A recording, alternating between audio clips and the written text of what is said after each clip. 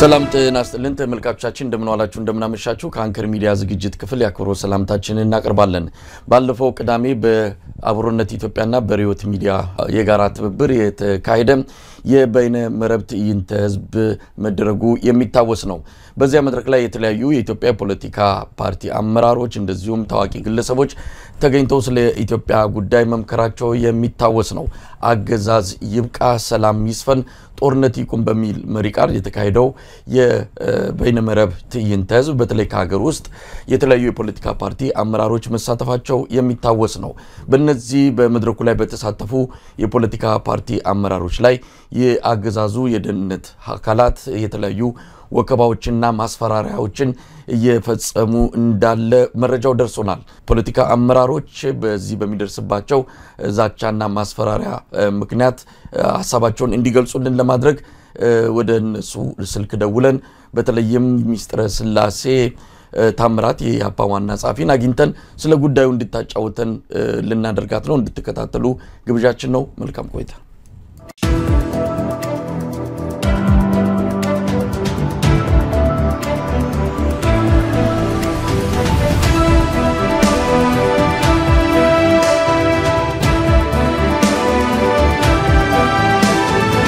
ተናስተለን ሚስተር ስላሴ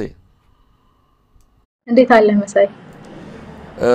በጣም አመሰግናለሁ ዳግም ተገናኝተናል እንግዲህ በገጽ ፊትለፊት እንዲሁ ለመታየት በሚያስችል ሁኔታ የተገናኘ ነው ባለፈው በስልክ ስለነበረ ነው በድጋሚ እንኳን ደና መጣሽ ባለፈው ቅዳሜ በተካሄደው የበይነ መረብ የትዕይንተ ህዝብ መድረክ ግብር ላይ ተገኝተሽ ሐሳብሽን የፓርቲሽን አቋም የገለሽበትን ተከታትለናል ከሀገር ቤት እንደዚሁ በርካታ ሰዎች የፖለቲካ ሰዎች ታዋቂ ግለሰቦችም ተገኝተዋል እንደሰማነው ከሆነ ከዛ በኋላ ያገዛዙ የደህንነት ኃይሎች የተለያዩ ከአገዛዙ ጋር ቅርበት ያላቸው አካላት እናንተ ላይ ማስፈራራት ዛቻ እየፈጸሙ እንዳለ ሰምተናል እስቲ ምንድነው የተፈጸመው ምንድነው የሆነው ከዛ በኋላ መልካም ቅዳሜ እንግዲህ በጣም ብዙ ህዝብ እንደተከታተለው ኢትዮጵያ ውስጥ ፕሮሚነንት ናቸው ተብለው የሚታሰቡ የፖለቲካ ግለሰቦችና የፖለቲካ ፓርቲዎች በጋራ በመሆን ጦርነት ይቆም ሰላም ይስፈን የሚል አንድምታ ያለው ፕሮግራም የበይነ መረብ ውይይት እንዲሁ ታላቅ ተቃውሞ ሰልፍ ብለው አዘጋጆቹ እሱን አድርገን ነበር እንግዲህ ከዛ በኋላ እኛም ኤክስፔክት ባደረግነው መሰረት ከዚህም በፊት ከነበረ ልምድ አንፃር ጦርነት ይቆም ሰላም ይስፈን በሚል ህዳር 30 2016 ዓመተ ምህረት የኢሃፓ አመራሮች ከሌሎች ኢትዮጵያውያን ጋር በመሆን አዘጋጅተው ነበር ታላቅ የተቃውሞ ሰላማዊ ሰልፍ በኢትዮጵያ ውስጥ በአዲስ አበባ ማለት ነው እንግዲህ ይሄ ጦርነት ይቆም ሰላም ይስፈን የሚለው ሰላማዊ ሰልፍ ግቡን ሳይመታ ነው አዘጋጆቹ እንደዛ በማለታቸውና የሰላም ጥሪ በማስተላለፋቸው ምክንያት ወደ አዋሽ አርባ የተጓዙት ስለዚህኛ ያም ልምድ ስላለን ኦሬዲ ኤክስፔክት አድርገናው ነበር የሚደርሱ መዋከቦችንና እንዲሁ ደግሞ እስርም ሊኖር ይችላል አፈናም ሊኖር ይችላል የሚል ኤክስፔክቴሽን ነበር ነገር ግን እንዳልኩ እኛ ፕሪንሲፕል ነን በመርህ እንመራ ሰዎች ነን ጦርነት እንዲቆም አሁንም እንፈልጋለን ሰላም እንዲቆም አሁንም እንፈልጋለንና በዛ ፕሮግራም ላይ ወስነን የተገኘንበት ነው ከዛ በኋላ እነሱም እንዳልኩት አላሳፈሩንም ኦሬዲ ኤክስፔክት አድርገናው የነበረውን የማስፈራሪያ ዛቻዎች እንዲሁ ደግሞ የስም ማጥፋት ዘመቻዎች ከዛ በኋላ በሰፊው በተለይ በብልጽግና ካድሬዎች በኩል ተከፍቷል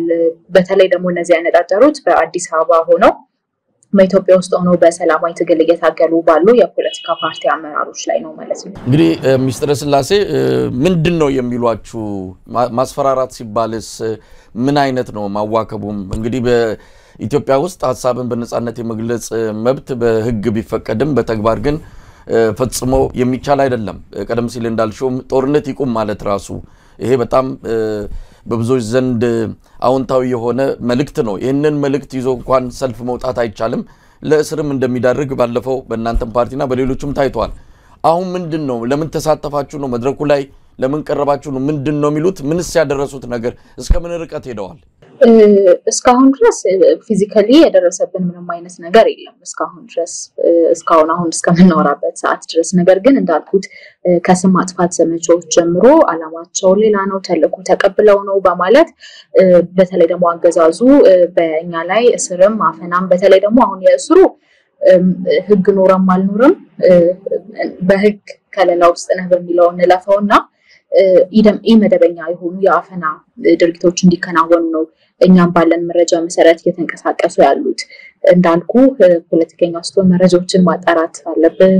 ይኖርብሃል ይሄ የሚታወቅ ነገር ነውና እኛ ባለን መረጃ መሰረት ባገኘነው መረጃ መሰረት በኢመደበኛ መልኩ ታፍነን እንድንሰወር ነው እየተንቀሳቀሱ ያሉት አሁን ባለን መረጃ መሰረት እንዳልኩት አሁን እስከናወራበት ደቂቃ ድረስ ምንም አይነት ፊዚካሊ ሆነ ወይ አካላዊ ሆነ ጥቃት አልደረሰብንም ከስም ማጥፋት ውጪ ማለት ነው ይሄ ነው አሁን እየሆነ ያለው ስለዚህ ምናልባትም በድንገት ታፍኖ የመሰወር ወዳልታወቀ ቦታ የመወሰድ እንግዲህ ስርዓቱ ባለፉት 6-7 አመታት ከበፊቱ ከቀደመው ስርዓት በተለየ ሁኔታ ደብዛ የማጥፋት የት እንደሚያስር እንኳን መረጃ የማይሰጥበት ለቤተሰብ ለጓደኛ በማይታወቅበት ሁኔታ መሰወር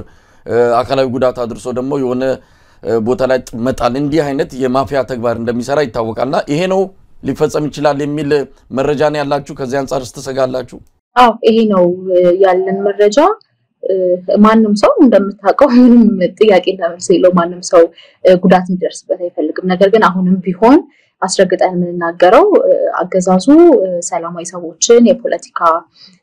ፓርቲ አመራርና አባላትን በማሰር በማፈን ስም በማጥፋት የተለያዩ ዘመቻዎችን በመክፈት የሚያስቆመው የትኛውም አይነት ትግል እንደሌለ ልንናገር እንፈልጋለን አሁንም ቢሆን ይሄንን ያወራን ያለነው ከቅድመ መከላከል አንፃር እንጂ ትግሉ ይቆማል ወይኛም ደግሞ ወደ ኋላ እንላለን ከሚል እንዳልሆነ ህዝብም ሊረዳ ይገባል አገዛዙን በደንብ አስረግጦ ሊረዳው የሚገባው ነገር እስከዛሬ ሲያደርግ እንደነበረው ሰዎችን በማሰር በማፈናቀል ሐሳብ የሚያንጸባርቁ አካላትን በማሸማቀቅ ሊያስቆመው የሚችለው የትኛውም አይነት ትግል እንደሌለ ነው ምናልባት ሚስጥር ሰሞኑን በአዲስ አበባ መጠነ ሰፊ የሆነ ፍተሻ እየተከናወነ ያለው የፖለቲካ ተቀናቃኝ ናቸው የሚባሉትን ብቻ ሳይሆን የራሱ መዋቅር ውስጥ ያሉ በብሔር ማንነት ሌላ የሆኑ እነዛን ጭምር በጥርጣሬ የሚሆን በሌላ መልኩ ያዙትን መሳሪያ መንጠቅ ከስራ የማስቆም ብዙ እርምጃዎችን የመፈተሽ የመበርበር መጠነ ሰፊ ዘመቻ ተከፍቷል ይሄንን በይፋ የአዲስ አበባ ፖሊስ አሳውቆ ነው የጀመረውና ከዛ ጋር በተያዘስ የመጣባችሁ ያለ አደጋ አለ ይሄ በዘመቻ መልክ በመጣው ፍተሻና ብርበራ እስካሁን በተለይ ራሴን ከየስናገር እስካሁን በዛ በኩል የደረሰብኝ ነገር የለም የደረሰባቸው የፓርቲ አመራሮችም እንዳሉ መረጃው የለኝም ነገር ግን አሁን እዚህ ጋር ሁለት ነገር መረዳት ያስፈልጋል አንደኛ ብልጽግና የራሱ የሚባል ሰው የለውም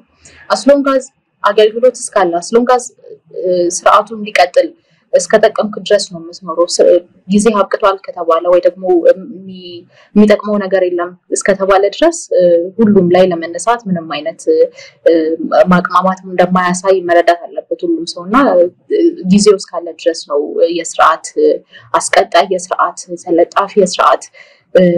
ወይም የአንድ ሰው ወንበር ለማጽናት የሚሄድ ሰው ሁሉ ያንን አንደርስታንድ ማድረግ አለበት አሁን እያሳየ ያለው ይሄ ነው ከዚህ ከቤት ለቤት ፍተሻውና በተለይ የራሱ ናቸው ተብሎ በሚባሉ ሰዎች ላይ ያደረሰው ያለው ማዋከብና ማሰር እንዲሁ የተለያዩ እንግልቶች ማለት ነው እሱን ሰው አንደርስታንድ ቢያደርግ ደስ ይለኛል በተለይ ደግሞ ዙሪያው ሆነው የህዝብ ልቂት ምንም የማይመስላቸው እስከተመቻቸው ድረስ እንቀጥላለን የሚሉ አካላት በሙሉ ሹማምንቱም ጊዜያቸው እስከሚያበቃ መሆኑን ከዚህ ቀደምም ከነበሩት የስርዓቱ አጨብጫቢ ወይ ደግሞ ተሸካሚ ሰዎች መረዳት አለባቸው በየማስበው እሱ ነው ሚስጥር ምናልባት ይሄ ወደፊት ለምታደርጉ በግልም ሆነ እንደ ፓርቲ ለምታደርጉት የፖለቲካ ስራ ህዝብን የማነቃቃት ስራ ትግል በአጠቃላይ አሁን እየተፈጸመባችሁ ያለው ወከባ ሊመጣ የሚችለው ማደጋ እንደው ከመስመራችሁ ካካሄዳችሁ ከንቅስቃሴያችሁ ሊያቆማችሁ ይችላል በፍጹም አይችልም ቀደም ያልኩ እሱ ነው አንድን ሰው ወይ ጥቂት የፓርቲ አመራሮችን ወይ ደግሞ የፓርቲ አመራሮችን በማፍረስና በማዋከብ የሚያስቆመው ትግል የለም ይሃፓ እዚህ የደረሰው በምንድነው አልጋ ባልጋ ሆኖለት አይደለምና እስካሁን ድረስ ያለን ልምድ ብቻ ሳይሆን እዚህ የመጣንበት አላማ እዚህ ያለንበት ሁኔታ በሙሉ በፕሪንሲፕል የተደገፈ በመርህ የተደገፈ ስለሆነ አዋከበን አሰረን ሰወረን አፈነን ብለን እናቆመው ወይ ወደ ኋላ ምንልበት አንድም ትግል እንደማይኖር አስረግጠን ልናገር ነው ዳለ እንግዲህ እስቲ ወደ ቀዳሚው መድረክ ልመለስ እንዴት ነበር እውነት ለመናገር እንደ አንድ ኢትዮጵያዊ ለኢትዮጵያ መልካም ነገር እንዲገጥማት እንደሚመኝ ዜጋዋ ወይም ልጇ የቀዳሚው መድረክ ስመለከት የተወሰነ ተስፋ ነው የፈነጠቀብኝ እንደዚህ ተሰባስባችሁ ከተለያየ ፖለቲካ አመለካከት ከተለያየ ብሔር ከተለያየ ሃይማኖት ኢትዮጵያ እንዲ ተሰባስበው ስንመለከት በራሱ መድረኩ በራሱ እንዲ መታየቱ በራሱ ተስፋን የሚጭር ነው ጉዳዩ ምንድነው ምን ዓላማ አለው የሚለው ቀጥሎ የሚመጣ ጉዳይ ነው ግን እንዲ ተሰባስቦ መምጣቱ በፍቃደኝነት መምጣቱ በራሱ ቀላል የሚባል ነገር አይደለም እስቲ እንደ አንድ ወጣት ወደ ፖለቲካውም ገና አዲስ ነሽና ይሄንን ስታይ ምንድነው የተሰማሽ እንዴት ነበር መድረኩስ ባጠቃላይ መድረኩን ቀደም እንደተናገርኩት አምነንበት ነው የተገኘነው በተለይ ደግሞኛ አቋማችን ሰላም ለሰላም በሩ ክፍት ከሆነ የትኛውም ኢትዮጵያ አካል ጋር እንሰራለን የሚል ነው እምነታችንም መርሃችንም ስለዚህ የነበረው ሁኔታ ደግሞ አይተከሆነ በዋናነት መልእክቶቻችን የነበሩት ጦርነት ይቆምና ሰላም ይስፈን ህዝቡ የተሻለ ኑሮ ዲዘርቭ ያደርጋል ይገባዋል ሰላማዊ የሆነ ከጦርነት ያጸዳ የሚል ነውና ይሄ ሁሉ በሆነበት ሁኔታ በተለይ እንዳየው ደግሞ በጣም ብዙ የፖለቲካ አመለካከት ያላቸው ከተለያየ የሀገሪቱ አካባቢዎች የመጡ በእድሜም በጣም የተለያየን ሰዎች የነበርንበት ፕሮግራም ነውና ያ በራሱ ከዚህ ቀደም በተለይ ደግሞ አገዛዙ አንድ ላይ እንዳይሰሩ አድርጋቸዋለሁ ለተያዩም እንኳን አይፈልጉም የሚላቸው የፖለቲካ ኃይሎች የፖለቲካ አካላት አንድ ላይ ተገናኝተው ስለ ሰላም ሲያወሩ መዋላቸው በራሱ ትልቅ ጅማሩ ነው ቀጣያት ይሄዳል እንግዲህ አዘጋጆቹ በደንብ ሊሰሩበት የሚገባ ጉዳይ እንደሆነ እናምናለን በእኛ በኩል ግን ቀደም እንዳልኩ የተለያየ ፖለቲካ አመለካከት ያላቸውና በተለይ አብረው ተቀምጠው ዲስከስ ማድረግ አይችሉም በአንድ መድረክ ሊገኙ አይችሉም የተባለ ፖለቲካ ኃይሎችን አንድ ላይ አዋይቶ ስለ ሰላም ሲሰብክ ያለ መድረክ በመሆኑ በጣም ጥሩና እኛም ሰፖርት የምናደርገው እንደሆነ መናገር ፈልጋለሁ እንደው መድረኩን በተመለከተ የተለያዩ ጉዳዮች ተነስተዋል ያው በዋናነት አገዛዝ ይብቃ ሰላም ይስፈን ጦርነት ይቆም የሚል መሪ ቃል እንዳለው ታይቷል በዛም ብዙ ሁሉም እንደየቆመበት እንደተሰለፈበት የፖለቲካ አመለካከት ሐሳቡን መልእክቱን ሲያስተላልፍ ነበር በአንጻሩ ደግሞ ክፍተትም ያለው ነው ትንሽ የመሪ ጉዳይ ላይ አገዛዝ ይብቃ በሚለው ሰላም ይስፈን ጦርነት ይቆም በሚለው ላይ ዋና የጦርነት አጋፋሪ ሆኑ በኢትዮጵያውያን የፖለቲካ ታሪክ ውስጥ ሚናቸው በጣም አሉታዊ በሆነ መልኩ የሚጠቀሱ ግለሰቦችም አብረው መገኘታቸው ትንሽ መድረኩን መርህ የሳተ ዝም ብሎ መሰባሰብን እንጂ ግቡ ምን እንደሆነ ተልኮ መጨረሻው ምን እንደሆነ በደንብ ያልታየበት ምናልባት በሚቀጥለው መድረክ ሊስተካከል ይችላል ብለው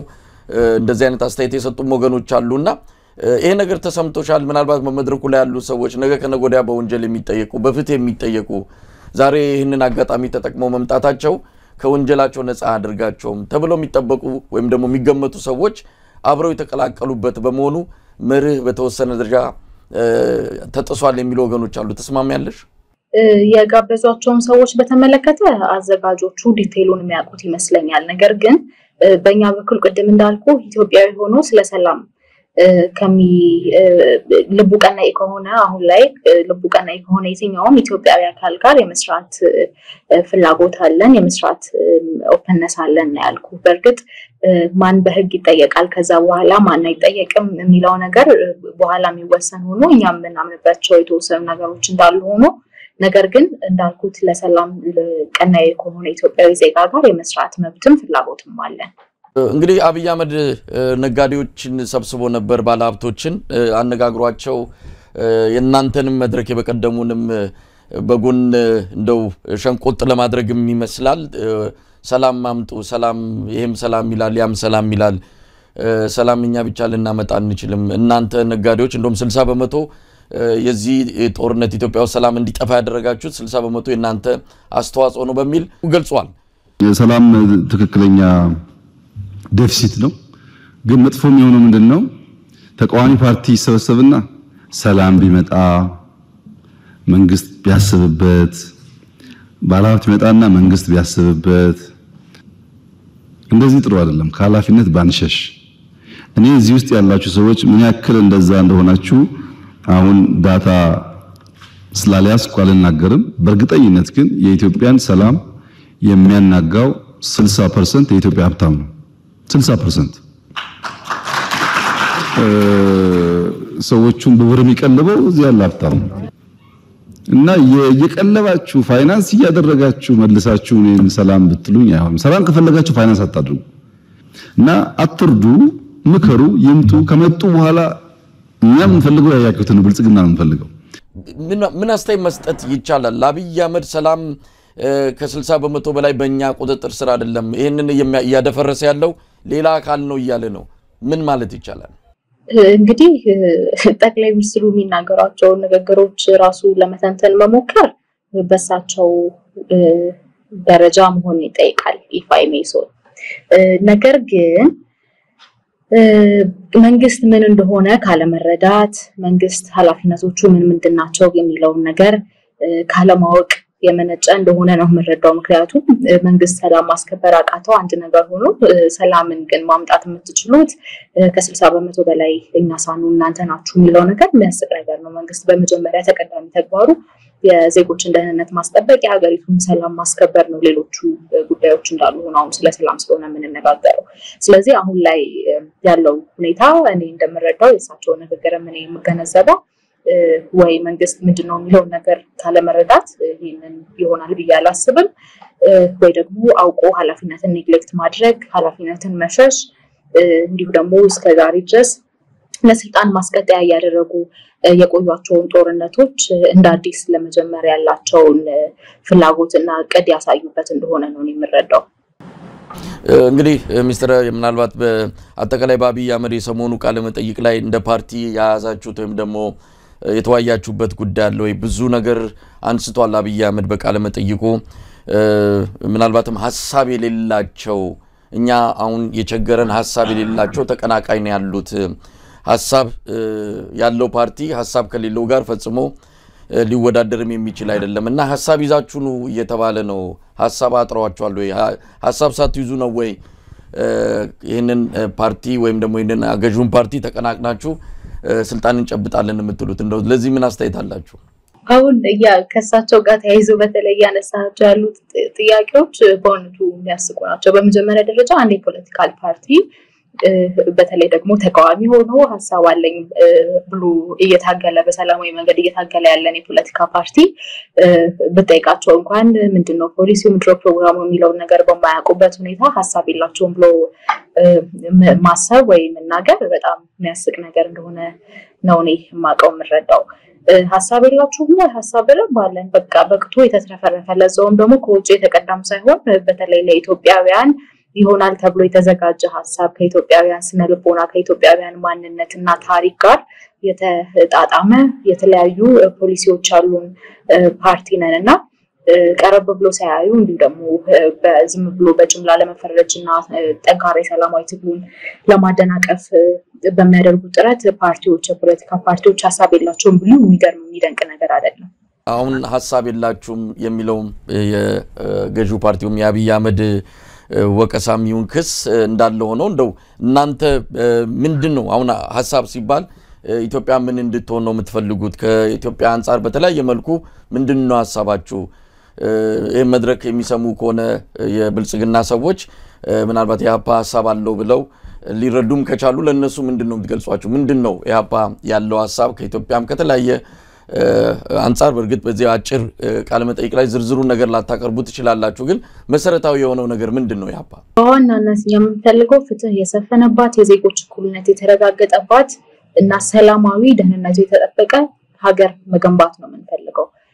የኢትዮጵያን ታሪክ የምናውቀው ነው። በጣም ብዙ አኩሪ ታሪክ ያለን ህዝቦች ነን። መሀል ላይ በተፈጠሩ መንገራገጮች ምክንያት እንዲሁ ደግሞ ስልጣን በማይገባቸው ሰዎች እጅ በታሪክ ስህተት በመውደቁ ምክንያት አሁን ላይ የተፈጠሩት ሁኔታዎች እንዳሉ ሆነው ነገር ግን አሁን የኛም አንደርስታንዲንግ የኛም ፍላጎት የኛ ወደፊት እንዲሆን የምናደርገውና እኛም እንሰራለን ብለን ያቀድነውና የያዝነው ነገር እንዳልኩት ፍትህ የሰፈነባት የዜጎች እኩልነት የተረጋገጠባትና ዲሞክራሲያዊት ሀገር መገንባት ነው። ዝርዝሩ ምናልባት ሌላ ድል የምትሰጠን ከሆነ ፖሊሲ በፖሊሲ እየከፋፈልን ፕሮግራም በፕሮግራም እየከፋፈልን እያንዳንዱን ነገር መተንተንና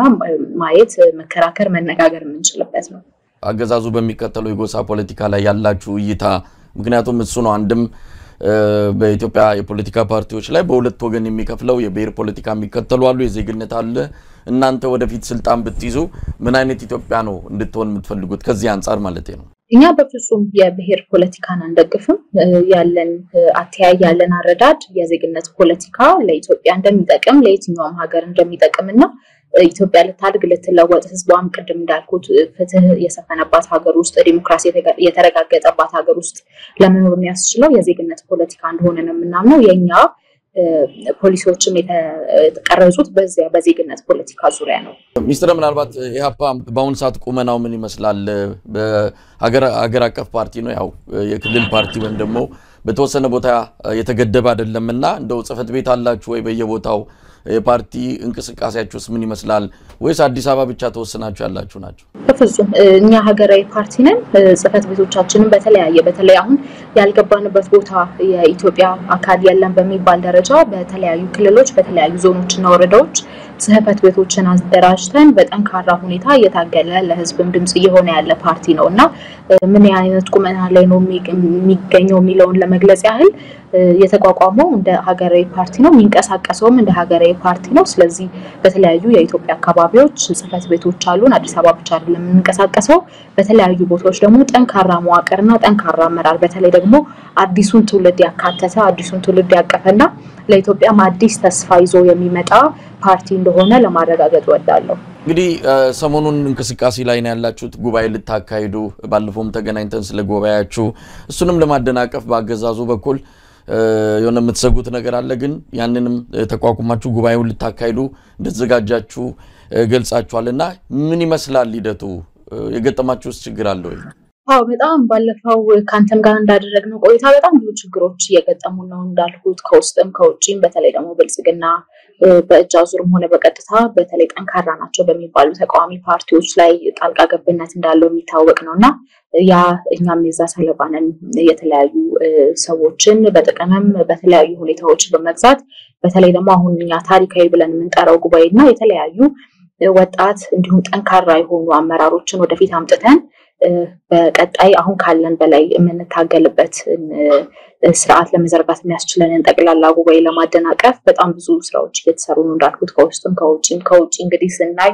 ብልጽግና በቀጥታ ሆቴሎች ለኢሃፓንቱ ለተለያዩ ፓርቲዎች ሆቴል እንዳያከራዩ በህይወታቸው ጭምር በማስፈራራት ነው ጫና እያደረገባቸው ያለው እንግዲህ አዳራሽ ያስፈልጋል ጠቅላላ ጉባኤ ለማድረግና ሆቴሎች እንዳያከራዩም ከማድረግ ጀምሮ ቅድም እንዳልኩት በእጃዙር ደግሞ የውስጥ ክፍፍሎችን ለመፍጠር በመሞከር የተለያዩ ጫናዎችን ያደረሰ ነው ያ ጠቅላላ ጉባኤ እንዳይካሄድ ምናልባት የጠቅላላ ጉባኤ መሰረታዊ ተልዕኮ ምንድነው ማለት አመራሮችን የመምረጥ ወይስ ምንድነው ታሪካዊ የሚያሰኘው ምንድነው እንደሚታወቀው በምርጫ ቦርድ ህግ መሰረት ፓርቲዎች በየ3 አመቱ ጠቅላላ ጉባኤያቸው ማካሄድ አለባቸው የኛ ታይም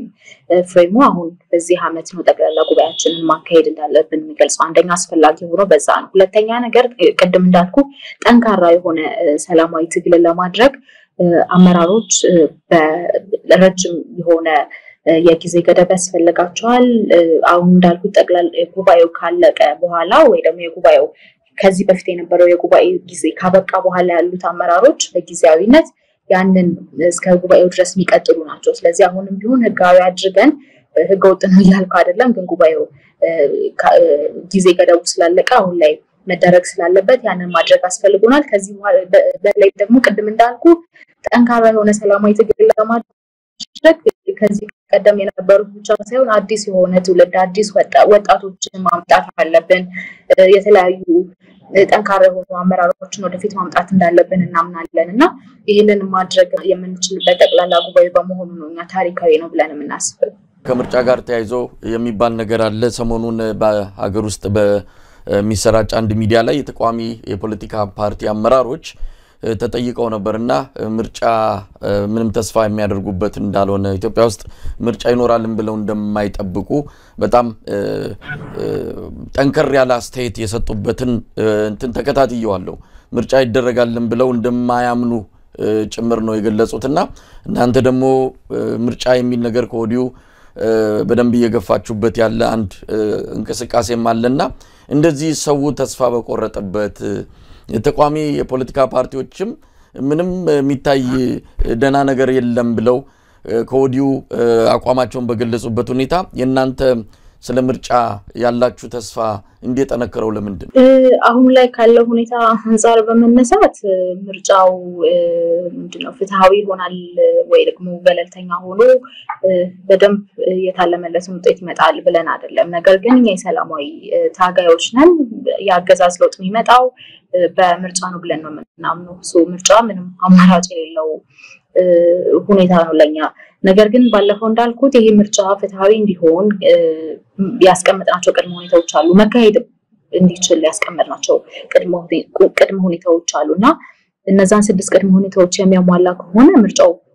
ፍትሃዊ ሊሆን ይችላል የሚል ትንሽም ብትሆን ተስፋለች ነገር ግን እነዛ ነገሮች በሌሉበት በራሱ ምርጫውን ለማካሄድስ ምን አይነት ሜዳ አለ የሚለው ጥያቄ ውስጥ ነው ለኛ ማሆንም ድረስ ለዛ ነው ምርጫው ውስጥ እንገባለን አንገባም የሚል ውሳኔ ወይ ማቋም እስካሁን ድረስ ያለያዝ ነው ይሄን ስርዓት በምርጫ ለመቀየር የሚቻልበት እድል የለም እንደውም ከባለፈው ስርዓት የበለጠ ምርጫን እንደ በየ5 አመቱ እንደሚካሄድ ድግስ አድርጎ የማየት ራሱን እንደ በምርጫ የተመረጠ አስመስሎ ለዓለም የማቅረብ እንደዛ አይነት ለዛ አላማ የሚፈልገው ግርግር እንጂ እውነት የኢትዮጵያ ህዝብ የስልጣን ባለቤት ሆኖ መንግስቱን የሚሰይምበት ምርጫ በፍጹም የሚታሰብ አይደለም እየተባለ ነው እናንተ ለስልጣን ለማግኘት ነው ብላችሁ ከምትጠብቁት በላይ አገዛዙ የናንተን መሳተፍ እንደ አንድ አጃቢ እንደ አንድ ጭምብል እየተጠቀመው ለዓለም ያምታታ ለመቀጠል የሚፈልገው ነገር የሚል ነገር ይነሳልና የኢትዮጵያ ህዝብ በዚህ አይነት ስሜት ውስጥ ሆኖ አብዛኛው በሌላ መንገድ ነው ይሄንን ስርዓት መቀየር ያለብን ብሎ በሚታገልበት በዚህ ወቅት ላይ የናንተ መምጣት ያንን እነዛን አካላት የሚያደርጉትን ትግል እንደው ምክንያታዊ እንዳይሆን አድርጎም ከነዛ አካላትስ ጋር የሚመጣውን ተቃውሞ እንዴት ታዩታላችሁ በነገር ላይ ይሄ አገዛዝ ምርጫ ገባህለትም አልገባህለትም ቁጭ ብሎ የሚያለቃቅስበት ነገር ያለው ምርጫ ባትገባለትም ህጋዊ ነኝ ብሎ ከመቀጠል ቅንጣት ታክል ወደ ኋላ የሚያስብለው ነገር የለም ያለ ማቀፍ ጫና ሊኖርበት ይችላል ግን I don't think ያን ያህል ቦዘር የሚያደርገው ስልጣኑ እስካልተነካበት ድረስ ስለዚህ ከምርጫ ራስን ማግለል በራሱ ወይም ደግሞ ምርጫውን በሙሉ አቅም አለመሳተፍ አገዛዙ ይቀጥል ማለት ነው ከአጃቢነት ጋር ተያይዞ እስከዛሬ ድረስ በተለይ በልጽግና ከመጣባቸው አመታት ጀምሮ የነበረውን ምርጫ እኛ በጠንካራና በሙሉ አቅም ገብተንበት ህዝብንም ደግሞ በሙሉ አቅም አታግለንበት ቢሆን ኖሮ እስካሁን ድረስ ስልጣን ላይ ይቆያል የሚል እምነት የለንም ለዛ ነው ባለፈው ስንነጋገር እኛም የፖለቲካ ፓርቲዎች በተለይ ጠንካራ የሚባሉ ለህዝብ ቆመዋል የምንባል የፖለቲካ ፓርቲዎች ጠንካራ የሆነ ሰላማዊ ትግል በማድረግ ህዝቡን አላታገልነውም ለዛም ኃላፊነት እንወስዳለን ብዬ ነበረው ነገር ግን ያልኳቸውን የሰላማዊ ትግል አማራጮች ተጠቅመን ቢሆን ኖሮ በሙሉ አቅማችን ምርጫውን ገብተንበት ቢሆን ኖሮና ህዝቡን በሚገባው ልክ በሰላማዊ መንገድ አታግለን ቢሆን ኖሮ ይሄ አገዛዝ ስልጣን ላይ ቆያል የሚል እምነት የለንም አገዛዙን ደግሞ የሚፈራ ሰላማዊ ትግል መሆኑ በተለይ ቅድም ከተነሳንበትና ዛሬ በተለይ ካገናኘን የቅዳሜው የትዕይንተ ህዝብ መረዳት ይቻላል በዚህ መጠን ተሸብሮ በዚህ መጠን ተጨንቆ የተለያዩ ሐሳብ ያላቸው የፖለቲካ ኃይሎች ተገናኙ ብሎ ከታችም ከላይ ያለ አመራሩንም ካድሬውንም የሶሻል ሚዲያ አክቲቪስቱንም እነሳስቶ ዘመቻ ያስከፈተው የሰላማዊ ትግልን እጅግ በጣም እንደሚፈራ ነው ለምንድን ነው የሰላማዊ ትግልን የሚፈራው ካለን ሊቀየር የሚችለው በሰላማዊ ትግል እንደሆነ ይረዳል ጠንካራ የሆነ የህዝብ ኢንቮልቭመንት ወይም የህዝብ ጣልቃ ገብነት ያለበት ሰላማዊ ትግል ቢኖር አገዛዙ አንድም ቀን በስልጣን ላይ መቆየት አቅም እንደሌለው ከልቡ አስረግጦ ያውቀዋልና አሁንም ቢሆን የተለያዩ ካድሬዎችን በመላክ የተለያዩ ነገሮችን በማድረግ የሰላማዊ ትግሉን ለማዳከምና በሰላማዊ ትግል ላይ ህብረተሰቡ ተስፋ እንዲቆርጥ ለማድረግ የሚፈልገው ህዝቡ ከሰላማዊ ታጋዮች ጋር ቢተባበር ስልጣኑን እንዳልኩት ለአንድ ቀን ማጽናት ለአንድ ወር ማጽናት እንደማይችል ስለሚያውቀው ነው ስለዚህ አሁንም ለለምችለው እኛ በሚገባው መጠን አላታገልንም exact 100% ነገር ግን ከዚህ በኋላ ህዝቡ በሰላማዊ ትግል በተለይ ደግሞ አገዛዙ በሚፈራው መንገድ በሰላማዊ ትግል እየታገለ ከኛም ጋር አብሮ ሆኖ ባለፈው ባስተላለፍኩት መልእክት መሰረት ደግሞ ተባብሮ አንድ ላይ ሆኖ የሚሰራ ከሆነ የታለመለትን ለውጥና የታለመለትን ውጤት ማምጣት እንደሚቻል አንደርስታንድ አድርጎ ከኛ ጋር ቢቀጥል ብዬ ነው ማስበው ሌሎች ኃይሎች ጋር በተያያዘ ተደጋግሜ እንደተናገርኩት እኛ ከኮዙ ጋር ችግር የለብንም በፍጹም ከኮዙ ጋር ችግር የለብንም ወይ ኮዝ የላቸውም ጦርነት ስለሚወዱ ነው ወደ ትጥቅ ትግል የገቡት ብለን አናምንም ነገር ግን እኛ የሰላማዊ ታጋዮች ነን ስለዚህ አካሄዳችን በጣም ይለያያል አካሄዳችን እኛ በሰላማዊ መንገድ የሥርዓት ለውጥ ይመጣል የሚል ነው እነሱ በትጥቅ ትግል የሥርዓት ለውጥ ይመጣል የሚል ነው ሶ እዛ ጋር እንለያያለን ነገር ግን በፍጹም የማንንም ኮዝ በተለይ የህዝብ ጥያቄ አለኝ ህዝባዊ አጀንዳ አለኝ መኖር አልቻልኩም በማንነቴ ምክንያት እየተገደልኩ ነው ብሎ በሰላማዊ መንገድ መታገል አልቻልኩም ብሎ ወደ እዛ የገባን አካል እርስ በርስ የምንፈራረጅበትና በጠላትነት የምንተያይበት ሁኔታ የለም በዛው ጉዳይኛ ኒውትራል ነን እሱን ለማለት ነው የምፈልገው እንግዲህ ሚስጥር ያገናኘን ሰሞኑን በተሳተፋችሁበት የበይነ መረብ ትዕይንተ ህዝብ መድረክ ላይ ያንን ተከትሎ ካገዛዙ የተለያዩ የደህንነት አካላት እንደዚሁም የማህበራዊ ሚዲያ ዲጂታል ሰራዊት የሚደርስባችሁ የተለያዩ ማስፈራራቶች ወከባዎች አሉና እሱ መነሻ አድርገን ነውና ነው በመጨረሻ እሱንም ታሳቢ ያደረገ መልእክት ካለሽ አሁን ላይ ሰዎችን በማስፈራራት በማገት በመሰወር በመግደል የሚቆም የሰላማዊ ትግል የለም በተለይ ሀፓ ቤት ውስጥ እሱን አንደርስታንድ ማድረግ አለባቸው በግል ከጠየቀኝ እኔ የጋዜጠኝነት ሙያን ትቼ የመጣሁት መስራት ስላልቻልኩኝ ነው ወይ የማምንበትን መርህ መከተል ስላልቻልኩ ነው እዚህ መጥቼ ስርዓቱ ስላስፈራራኝ ወይ ስለደለለኝ ወደ ወሃላ ምልበት ምንም አይነት መንገድ የለም ኢህአፓ ቤት ውስጥ ያለ አመራርን በብዛት ያ ነው ታሪኩ ስለዚህ አሁንም አንደርስታንድ መደረግ ያለበት ከንቱ ልፋት ነው በቃ ምንም የሚሄድ ነገር አይደለም ስላስፈራራን ይሄ አጉል ጀብደኝነት ሊመስል ይችላል ወይ ምን ተማምነው ነው ሊያስብል ይችላል እኛ ፕሪንሲፕል ሰዎች ነን ቀደም እንዳልኩት መርህ ያለን ሰዎች ነን ከመርሃችን የሚያስወጣን የትኛውም ኃይል አይኖርም ስለዚህ አሁንም ቢሆን ትንፋሻቸውን ከመጨረስ ወይ ደግሞ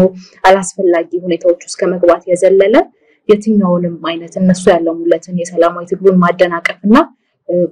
ሰዎችን አመራሮችን አባላትን ከትግል መስመር የማስወጣት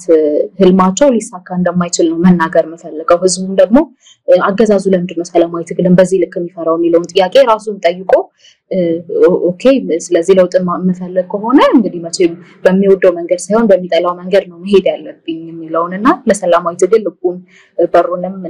ክፍት አድርጎ ከኛም ጋር እንዲተባበር ነው ጥሬን ማስተላለፈው በዋናነት ግን እንዳልኩት መሰመር ያለበት በዛቻ በማስፈራራት በጉቦ በድለላ የሚቀየር የትኛውም አይነት መርህ የለንም እሱንም ደግሞ ሊያሰምሩበት በግልጽ ሊረዱት እንደሚገባ በተለይ ደግሞ ለብልጽግና ሰዎች ማስተላለፍ ፈልጋለሁ በጣም አመሰግናለሁ ሚስተር ስላሴ ታምራት የኢትዮጵያ ህዝብ አብዮታዊ ፓርቲ ኢህአፓ ዋና ጸሐፊ በጣም አመሰግናለሁ ጊዜ ይስጥልኝ ቴንክ ዩ በጣም መሰይ